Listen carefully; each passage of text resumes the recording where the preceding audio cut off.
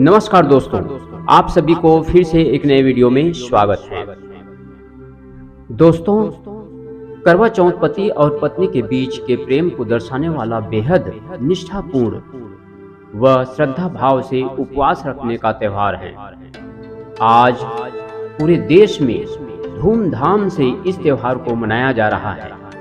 प्राचीन काल से महिलाएं अपने पति की दीर्घायु के लिए यह व्रत करती चली आ रही है। इस दिन सुहागिन महिलाएं पति की दीर्घायु के लिए व्रत करती हैं और ईश्वर से आशीर्वाद प्राप्त करती हैं। यह त्योहार क्यों मनाया जाता है, कैसे शुरू हुई इसको मनाने की परंपरा, आज हम आपको इसके बारे में बताने जा रहे हैं। पौराणिक काल के अनुसार पतिव्रता सती सावित्री के पति सत्यवान को लेने जब यमराज धरती पर आए तो सत्यवान की पत्नी ने यमराज से अपने पति के प्राण वापस मांगने की प्रार्थना की। उसने यमराज से कहा कि वह उसके सुहाग को वापस लौटा दे, मगर यमराज ने उसकी बात नहीं मानी। इस पर सावित्री अन्न जल त्याग कर अपने पति के मृत शरीर के पास बैठकर विलाप करने लगी। काफी समय तक सावित्री के हठ को देखकर यमराज को उस पर दया आ गई। यमराज ने उससे वर मांगने को कहा। इस पर सती सावित्री ने कई बच्चों की मां बनने का वर मांग लिया। सावित्री पतिव्रता नारी थी और अपने पति के अलावा किसी के बारे में सोच भी नहीं सकती थी, तो यमराज को भी उसके आगे झुकना पड़ा और सत्यवान को भी जीवित कर दिया। तभी से अखंड सौभाग्य की प्राप्ति के लिए महिलाएं सावित्री का अनुसरण करते हुए निर्जला व्रत करती हैं। करवा चौथ हिंदुओं का एक प्रमुख त्योहार है। यह भारत के जम्मू, हिमाचल प्रदेश, पंजाब, उत्तर प्रदेश, हरियाणा, मध्य प्रदेश और राजस्थान में मनाया जाने वाला पर्व है। यह कार्तिक मास के कृष्ण पक्ष की चतुर्थी को मनाया जाता है। यह पर्व सौभाग्यवती सुहागिन स्त्रियां मनाती हैं। यह व्रत सवेरे सूर्योदय से लगभग 4 बजे से आरंभ होकर रात में चंद्रमा दर्शन के उपरांत संपूर्ण होता है। मान्यता के मुताबिक शक्ति स्वरूपा देवी पार्वती ने भोलेनाथ के लिए किया था। इसी व्रत से उन्हें अखंड सौभाग्यवती की प्राप्ति हुई थी। इसलिए सुहागिनें अपने पति की लंबी उम्र की कामना के लिए ये व्रत रखती हैं और देवी पार्वती और भगवान शिव की पूजा करती हैं। ग्रामीण स्त्रियों से लेकर आधुनिक महिलाओं तक सभी नारियां करवा चौथ का व्रत बड़ी श्रद्धा और उत्साह के साथ रखती हैं। शास्त्रों के अनुसार यह व्रत कार्तिक मास के कृष्ण पक्ष की चंद्रोदय व्यापिनी चतुर्थी के दिन करना चाहिए। पति की दीर्घायु और अखंड सौभाग्य की प्राप्ति के लिए इस दिन चंद्रभाल गणेश जी की अर्चना की जाती है। करवा चौथ में भी संकष्टी गणेश चतुर्थी के जैसे दिन भर उपवास रखकर रात में चंद्रमा को अर्घ्य देने के उपरांत ही भोजन करने का विधान है। वर्तमान समय में करवा चौथ व्रतोत्सव अधिकतर महिलाएं अपने परिवार में प्रचलित प्रथा के अनुसार मनाई जाती हैं, लेकिन अधिकतम स्त्रियां निराहार रहकर चंद्रोदय की प्रतीक्षा करती हैं। यह व्रत 12 वर्ष तक अथवा 16 वर्ष तक निरंतर प्रति वर्ष किया जाता है। अवधि पूरी होने के पश्चात इस व्रत का उद्यापन किया जाता है। जो सुहागिनी स्त्रियां आजीवन रखना चाहे वे जीवन भर इस व्रत को कर सकती हैं। इस व्रत के समान सौभाग्यदायक व्रत अन्य कोई दूसरा नहीं है। अतः सुहागिन स्त्रियां अपनी सुहाग की रक्षार्थ इस व्रत का सतत पालन करें। भारत देश में वैसे तो चौथ माता जी के कई मंदिर स्थित हैं, लेकिन सबसे प्राचीन एवं सबसे अधिक ख्याति प्राप्त मंदिर राजस्थान राज्य के सवाई माधोपुर जिले के चौथ का बरवाड़ा गांव में स्थित हैं। चौथ माता के नाम पर इस गांव का नाम बरवाड़ा से चौथ का बरवाड़ा पड़ गया। चौथ माता मंदिर की स्थापना महाराजा भीम सिंह चौहान ने की थी। आइए आप सभी को कुछ कथा बताते हैं, जिसमें से प्रथम कथा है बहुत समय पहले की बात है। एक साहूकार के 7 बेटे और उनकी एक बहन करवा थी। सभी 7 भाई अपनी बहन से बहुत प्यार करते थे, यहाँ तक कि वे पहले उसे खाना खिलाते और बाद में स्वयं खाते थे। एक बार उनकी बहन ससुराल से मायके आई हुई थी। शाम को भाई जब अपना व्यवसाय बंद कर घर आए तो देखा उनकी बहन बहुत व्याकुल थी। सभी भाई खाना खाने बैठे और अपनी बहन से भी खाने का आग्रह किया, लेकिन बहन ने बताया कि उसका आज करवा चौथ का निर्जल व्रत है और वह खाना सिर्फ चंद्रमा को देखकर उसे अर्घ देकर ही खा सकती हैं। चूंकि चंद्रमा अभी तक नहीं निकला है, इसलिए वह भूख प्यास से व्याकुल हो उठी हैं। सबसे छोटे भाई को अपने बहन की हालत देख ही नहीं जा सकती और वह दूर पीपल के पेड़ पर एक दीपक जलाकर चलनी की ओट में रख देता है। दूर से देखने पर वह ऐसी प्रतीत होता है कि जैसे चतुर्थी का चांद उदित हो रहा है। इसके बाद भाई अपनी बहन को बताता है कि चांद निकल आया है, तुम उसे अर्घ देने के बाद भोजन कर सकती हो। बहन खुशी के मारे सीढ़ियों पर चढ़कर चांद को देखती हैं, उसे अर्घ देकर खाना खाने बैठ जाती हैं। वह पहला टुकड़ा मुंह में डालती हैं तो उसे छींक आ जाती हैं। दूसरा टुकड़ा डालती हैं तो उसमें बाल निकल आता है और जैसे ही तीसरा टुकड़ा मुंह में डालने की कोशिश करती हैं तो उसके पति की मृत्यु का समाचार उसे मिलता है।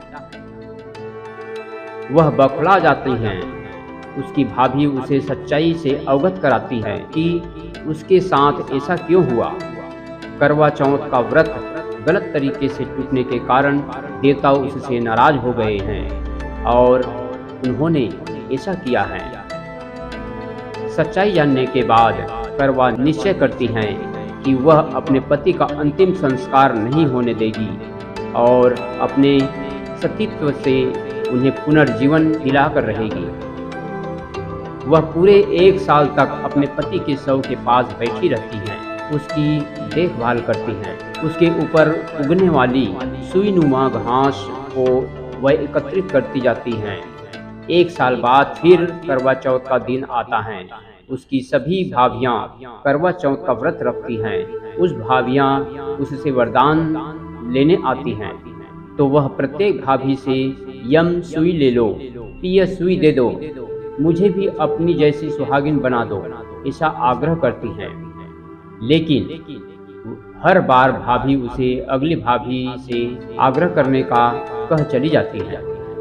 इस प्रकार जब छठे नंबर की भाभी आती हैं तो करवा उससे भी यही बात दोहराती हैं। यह भाभी उसे बताती हैं कि चूंकि सबसे छोटे भाई की वजह से उसका व्रत टूटा था, अतः उसकी पत्नी में ही शक्ति है कि वह तुम्हारे पति को दोबारा जीवित कर सकती है।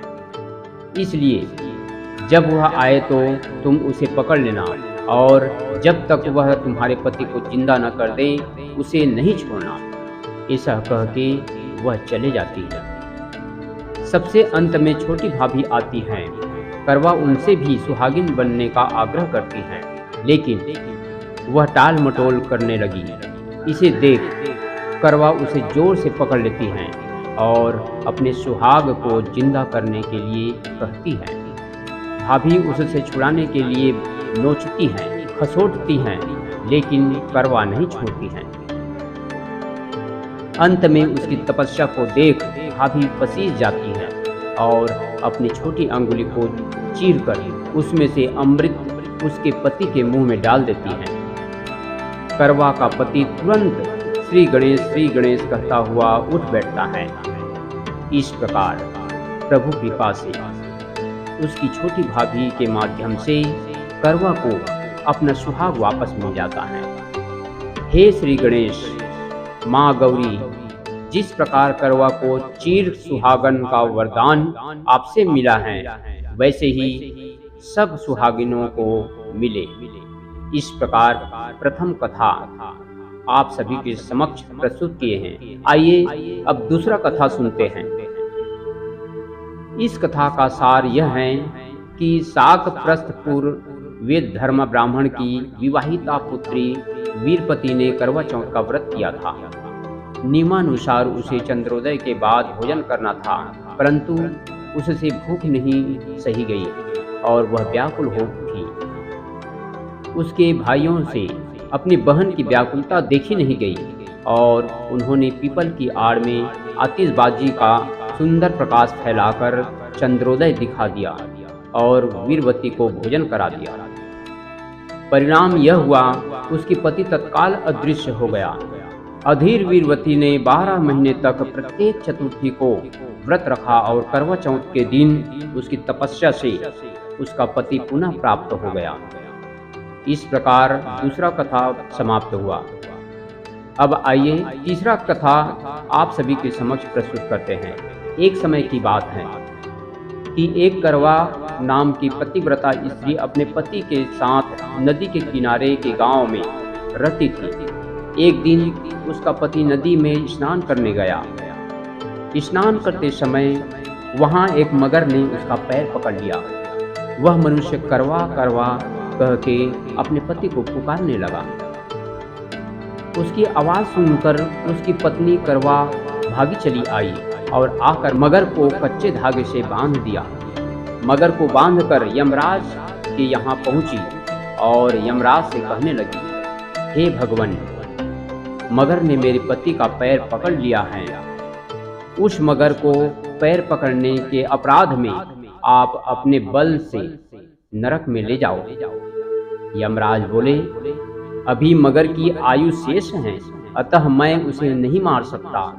इस पर करवा बोली, अगर आप ऐसी नहीं करोगे तो मैं आपको श्राप देकर नष्ट कर दूंगा। यह सुनकर यमराज डर गए और उस पतिव्रता करवा के साथ आकर मगर को यमपुरी भेज दिया और करवा के पति को दीर्घायु दी। हे करवा माता, जैसे तुमने अपने पति की रक्षा की, वैसे सबके पतियों की रक्षा करना। इस प्रकार तीसरा कथा संपूर्ण हुआ। अब आइए चौथा व्रत कथा के बारे में प्रस्तुत करते हैं। एक बार पांडु पुत्र अर्जुन तपस्या करने नीलगिरी नामक पर्वत पर गए। इधर द्रौपदी बहुत परेशान थी। उनकी कोई खबर न मिलने पर उन्होंने कृष्ण भगवान का ध्यान किया और अपनी चिंता व्यक्त की। कृष्ण भगवान ने कहा, बहना, इसी तरह का प्रश्न एक बार माता पार्वती ने शंकर जी से किया था। पूजन कर चंद्रमा को अर्घ्य देकर फिर भोजन ग्रहण किया जाता है। सोने चांदी या मिट्टी के करवे का आपस में आदान प्रदान किया जाता है, जो आपसी प्रेम भाव को बढ़ाता है। पूजन करने के बाद महिलाएं अपनी सास ससुर एवं बड़ों को प्रणाम कर उनका आशीर्वाद लेती हैं। तब शंकर जी ने माता पार्वती को करवा चौथ का व्रत बतलाया। इस व्रत को करने से स्त्रियां अपने सुहाग की रक्षा हर आने वाले संकट से वैसे ही कर सकती हैं जैसे एक ब्राह्मण ने की थी। प्राचीन काल में एक ब्राह्मण था। उसके 4 लड़के एवं एक गुणवती लड़की थी। एक बार लड़की मायके में थी, तब करवा चौथ का व्रत पड़ा। उसने उस व्रत को विधि पूर्वक किया। पूरे दिन निर्जला रही, कुछ खाया पिया नहीं। पर उसके चारों भाई परेशान थे कि बहन को भूख प्यास लगी होगी। इस पर बहन चंद्रोदय के बाद ही जल ग्रहण करेगी। भाइयों से न रहा गया। उन्होंने शाम होते ही बहन को बनावटी चंद्रोदय दिखा दिया। एक भाई पीपल के पेड़ पर छलनी लेकर चढ़ गया और दीपक जलाकर छलनी से रोशनी उत्पन्न कर दी।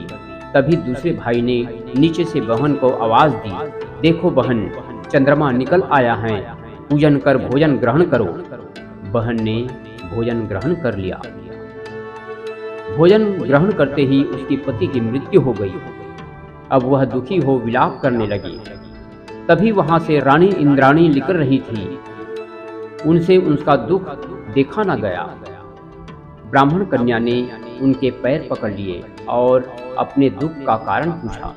तब इंद्राणी ने बताया, तूने बिना चंद्र दर्शन किए करवा चौथ का व्रत तोड़ दिया, इसलिए यह कष्ट मिला। अब तू वर्ष भर ही चौथ का व्रत नियम पूर्वक करना, तो तेरी पति जीवित हो जाएगा। उसने इंद्राणी के कहे अनुसार चौथ व्रत किया तो पुनः सौभाग्यवती हो गई। इसलिए प्रत्येक स्त्री को अपने पति की दीर्घायु के लिए यह व्रत करना चाहिए।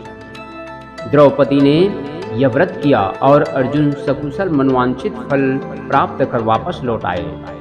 तभी से हिंदू महिलाएं अपने अखंड सुहाग के लिए करवा चौथ व्रत करती हैं।